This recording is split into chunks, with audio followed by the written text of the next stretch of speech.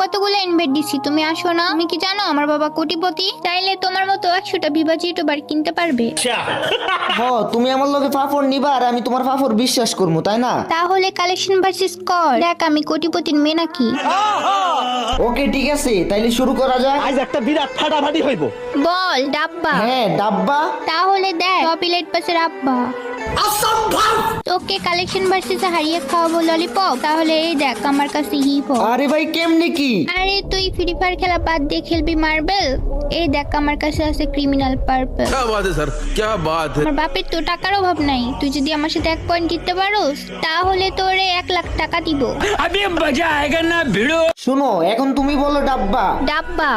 এই যে দেখো তোমার ক্রিমিনাল পার্পেলের আব্বা। আরে বাহ, গোস্ট ক্রিমিনাল তো আমার কাছেও নাই, তোমার কাছে আছে। তুমি জিতছো, তোমার 1 লক্ষ টাকা দিতে আমি রাজি।